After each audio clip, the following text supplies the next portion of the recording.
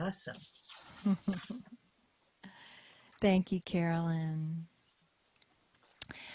Well, this morning I am speaking on the second part in a series I'm doing on the Noble Eightfold Path. Um, I spoke last week on the Eightfold Path, and I focused last week on view, right view. And it's such a deep teaching, this teaching from Buddhism. The Eightfold Path, these eight components. And so the focus of today will be on right mindfulness. And mindfulness is really a key component to the success of all the other seven components of this Eightfold Path, which are right view, right intention, right speech, right action, right effort, right concentration, and right livelihood.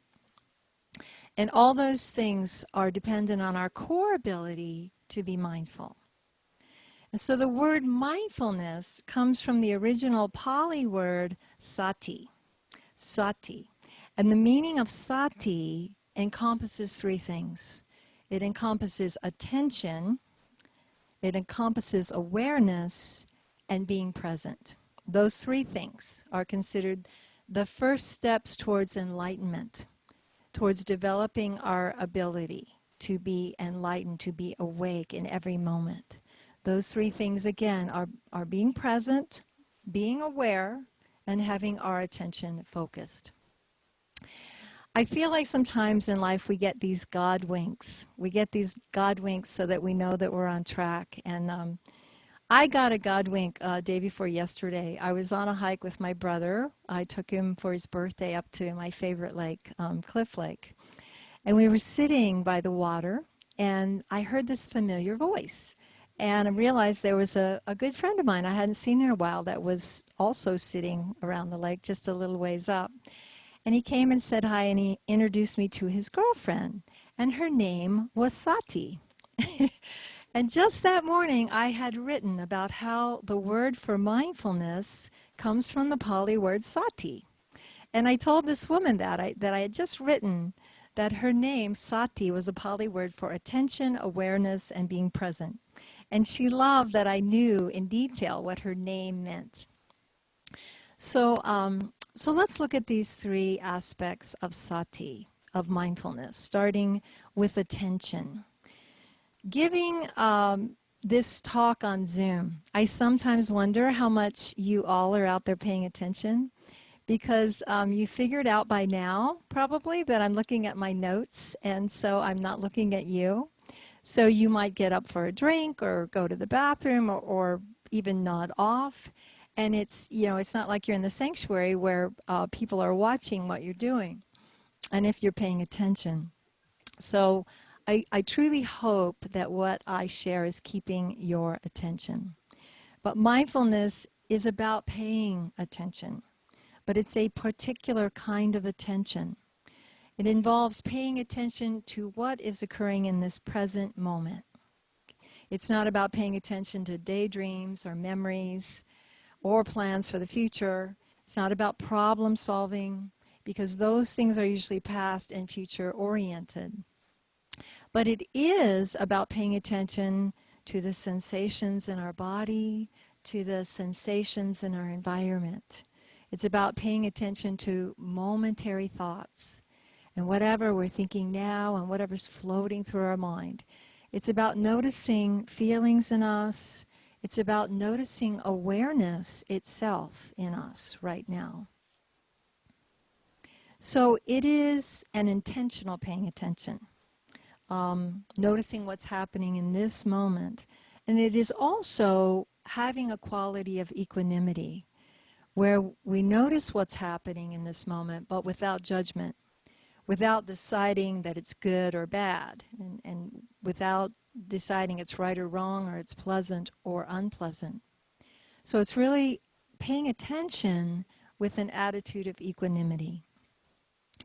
Now that might sound easy, but we tend to actually be pretty mindful of unmindful of our mind. It's often on automatic. And as soon as you start being a little more mindful, you notice that. You notice your mind has been going for a while without you really noticing it. A well-known Buddhist teacher, meditation teacher, was once asked what his take on this world was, and his answer was a concise one: lost in thought. That we are literally lost in thought. You know, for instance, imagine being in a lovely, peaceful meadow. You know, it's full of wildflowers, full of Shasta lilies and colorful butterflies. And then a train full of thoughts rolls by in the distance. And we hop on board.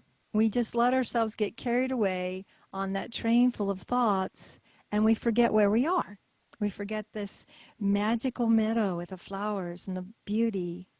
And we find ourselves all of a sudden having reruns of the past, of some past situation or some future situation. So we've become lost in thought. But with a moment of mindfulness, just a moment, we see that train coming. We might have a thought or two. We might jump on board for a minute. But then we have the presence of mind to stay in the meadow, to stay in the meadow, to stay in the present moment. And even if we do get swept along by that train, as soon as we notice, we remember, return to this peaceful meadow. Return to the refuge of mindfulness. So attention is intentional, and we can learn to keep it on what matters. And we are much more effective in creating a beautiful world, in bringing a greater consciousness to this world, if we can keep our attention on what matters, okay, and off of what really doesn't, okay. The second part of sati, or mindfulness, is awareness. And Jack Kornfield describes, he's a Buddhist meditation teacher, that describes awareness as a loving witness in us. He also describes it, his teacher describes it as the one who knows in us. It's consciousness in us. And the more we're able to notice this consciousness or rest in this place of the one who knows, that is consciousness and peace itself, the more we can bring consciousness to our world and to our life and to every moment. This mindfulness of the moment, this intense presence, as Eckhart Tolle calls it, that's what Jesus called the kingdom of God within. It's being mindful. It's being present and awake and aware and here now in every moment. So in my retreats, I often pair people up and I have them share for about 5 minutes what's been difficult in their life lately, and get in touch, become mindful of, you know, whatever feelings and thoughts are present and pressing. And then I have them meditate for a moment and get in touch with loving awareness, this inner witness, and hold that difficult experience gently in this loving awareness. And it brings spaciousness. It brings peace to our contracted view of whatever we're dealing with. And with that, we can relax, we can expand, and we feel like we can handle whatever's difficult without being overwhelmed. There's a beautiful quote that describes this perfectly from Jack Kornfield. He says, when you feel lost, when you feel stuck in a tiny part of the big picture, when you're contracted and caught up, take a breath and visualize yourself stepping back. With a spacious mind, you can witness even these contracted states and hold them in loving awareness. This third aspect of sati, of mindfulness, is being present. It's about remembering to be present. The Sanskrit word for mindfulness is smriti, smriti, which means remember. And Thich Nhat Hanh teaches that mindfulness is remembering to come back, to just keep coming back to the present moment. He describes the Chinese character for mindfulness as having two parts. The upper part means now, And the lower part means mind or heart. So if we put that together, we see that mindfulness means remembering to be here and now and aware of what's in our heart and what's in our mind. You know, being aware of our heart, you know, we often think of our feelings as originating in our heart. You know, sometimes when we say we're feeling something, our hand goes right to our heart. So what are we thinking and what are we feeling presently? That's staying present and staying mindful. Great masters show us what it looks like to live always in this loving awareness. I remember being on retreat in Oakland with Thich Nhat Hanh. I think it was about 18 years ago, and it was outside on a lake. I think it was Lake Merritt. And watching Thich Nhat Hanh every moment, because I watched him, I just watched him. Every moment, he was like watching pure, loving awareness in a body. Every moment, every word, he was present. And it was a lot of presence. It was full awareness that he brought to every moment. There wasn't any distractedness or boredom or impatience. There was full attention to every moment of being with all of us that were there. There's about 5,000 of us there. So this is such a gift that we can give each other. I think sometimes it's what we want more than anyone is just for someone to be present with us. They don't have to say anything or think anything or do anything. Just to be present. What a gift that is. Just someone who isn't distracted, who has that capacity to hold their attention and their presence and stay present with you, right? Not need to answer their phone, right? Check their texts. So to become more masterful, Thich Nhat Hanh would say, rest in mindfulness, this moment, the eternal present. Just keep coming back to this moment and rest in this eternal moment. In Buddhism, there are some wonderful tools. There are so many tools, really, but there's a wonderful tool that I've spoken about before, and it is the practice of gathas. And gathas are a statement to bring intentional awareness to everything you do. And I've shared with you before, I think I've shared my morning gatha. I wake up and I say, waking up this morning, I smile.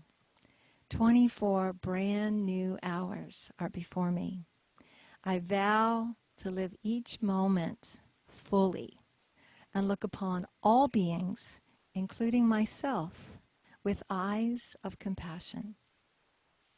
I actually sit up in bed and I smile and I make this intention to be a compassionate being today. And I've been doing this probably about 20 years now. Another gatha that's great before you answer the phone that Thich Nhat Hanh shares. It goes, words can travel thousands of miles. May my words create mutual understanding and love. May they be as beautiful as gems, as lovely as flowers. Our prayer chaplains and I have been making wellness calls, and I hope some of you have been enjoying them. You know, we are very intentionally calling to connect and share some mindful moments of higher consciousness and prayer with you. Another aspect of mindfulness training is being mindful of our feelings. You know, we all have a whole gamut of feelings. It's just what it is to be human. Sometimes we feel agitated. You know, sometimes we're anxious or we're irritable. And there's a gatha for that we can memorize. And if we combine it with mindful breathing, it helps bring awareness, loving awareness to whatever we're feeling. So here's a gatha that Thich Nhat Hanh offers, for when you're feeling angry or resentment or irritation. Breathing in, I know that anger is in me and it makes me ugly. Breathing out, I do not want to be contorted by anger. Breathing in, I know I must take care of myself. Breathing out, I know loving kindness is the only answer. If we can be mindful when difficult feelings arise, if we can notice when we're triggered, we can hugely reduce the possibility of reacting from our amygdala when it's in fight mode. Now, this is one thing I know for sure, as Oprah says. What do you know for sure? This is the one thing I know for sure. And it's taken me years. But I know when I'm angry or I'm triggered to wait to speak, wait to write, wait to act. Just 5 minutes is enough. Longer is even better. But even just a few minutes after I've gotten upset, I notice all those chemicals that rev my body and mind, they dissipate. And I remember, I return, I get back to being mindful. I get back to my capacity for loving kindness, and I get back to the possibility of a sane response. Okay? In our world, this could save so many relationships. The mindful ability to wait to respond when you're triggered. Okay? Another aspect of mindfulness is mindfulness of our body. You know, many people are out of touch with their body. They don't even realize when the body is not well. You know, there are people who don't move much, don't stretch, and they don't love and care for their body.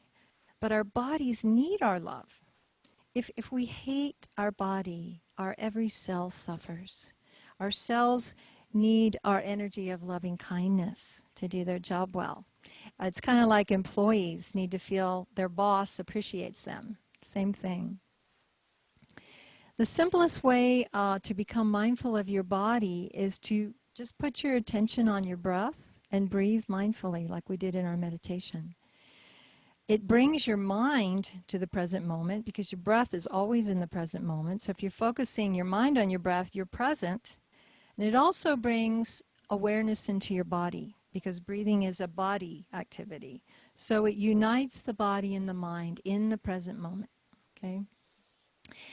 One of the things that we often do unmindfully is eat.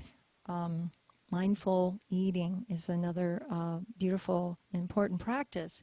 In my retreats, I sometimes have people eat a strawberry slowly and mindfully, just tasting each bite and chewing as long as possible and savoring the bite. And then I send them to eat their lunch in silence and practice eating a whole meal with this kind of full attention on the food. It's so different from unmindful eating. You know, unmindful eating, like have you ever been watching a movie and you ate a bowl of popcorn and all of a sudden it's gone? All the popcorn's gone and you didn't really notice that you ate any of it? Because we're not present with our food, you know. So we want to eat and stay present with the food. Thich Nhat Hanh has a helpful teaching on learning to eat with mindfulness and also eat in moderation. And it's a beautiful prayer before eating. It says, "This food is the gift of the whole universe, the earth, the sky, and much hard work. May we eat in mindfulness so as to be worthy to receive it. May we transform our unskillful states of mind and learn to eat with moderation. May we take only foods that nourish us and prevent illness. We accept this food to realize the path of understanding and love and joy." Love that. So lastly, we want to become more mindful of mental formations. In Buddhism, they talk about mental formations and the content of the mind, but I'm going to lump those two together in this talk. Mental formations can be thought of as our opinions. It's like we've had thoughts and we've had feelings about something and we've put it all together and we've created an opinion or an idea or a perception about a situation or about an experience. And so if we can learn to see our mental formations, we can learn to see more what we're attached to and what we're aversive to. We can also see how our conditioning really affects how we create an opinion. Here's an example. Say somebody has been rude to me on a few different occasions over the last month, and after all the thoughts and feelings that I have about that, I come up with the opinion that that person just doesn't like me, right? And it's for no good reason because I didn't do anything to deserve it, right? So that is an opinion, a mental formation. Now, if we bring mindfulness to that, having right mindfulness of it, that might mean I examine not only all of my past interactions with that person that might have developed that energy towards me, but I also consider what I might not know about that person. I might not know that I look just like that person's sister who they're estranged from and they feel hurt by, you know. So it might be that every time that person interacts with me, that they feel uneasy because of their conditioning, you know, and they may not even be fully aware they're feeling aversion because I remind them of their sister. So if I look at my mental formation with mindfulness, I might decide, you know, I'm bringing in that loving awareness. I might decide, I don't know what it is about me that sets this person off. And I don't know why they choose to close their heart towards me, but I don't want to close my heart towards them. Okay? Let me be the one who knows, the one who knows how to stay in loving awareness, even when someone else is cold or distant. You know, I can have healthy boundaries, but still I can consciously choose to keep my heart open with an intention towards harmony. So in closing, ask yourself, how awake are you in your life? How awake are you in your life? Are you thinking about being mindful, or are you mindful? You know, we can do everything with mindfulness, with loving awareness, with presence, with that observer in us awake. We can talk, we can eat, we can walk, we can work, wash the dishes, even shop with mindfulness. I've been feeling stressed about this shopping during this pandemic. And I decided I'm going to have a pleasant shopping experience. And now I do. I actually go in and I hum a little tune and I relax my body consciously. And I just decide I'm going to enjoy it. I'm not going to worry about it. I'm not going to worry about the mask or the non-mask. I am going to be at peace while I shop. So mindfulness, it really helps us. It helps us see, you know, where we're holding stress when we don't need to, you know? And it also helps us choose, choose to cease what doesn't nourish us, you know, not to gossip and not to react from anger and not to consume what isn't healthy for our body or mind. So may each one of us, and may all beings in this world live in a peaceful state. We can. We can live in loving awareness, filled with loving awareness. We can be the masters. We can be the bodhisattvas. May we all be that. May we all be a blessing and be mindful and be awake, be a blessing to all beings and a blessing to all life. Thank you all. Oh, thank you, Kathy. Oh, that's so lovely. Oh, thank you for these words of wisdom. That was You're beautiful. welcome. You're welcome. I'm going to unmute everybody. That was absolutely perfect. Oh, I hope that was Amen. helpful. I hope that was It Amen. was helpful. absolutely perfect. Thank you. Just what I needed. Perfect.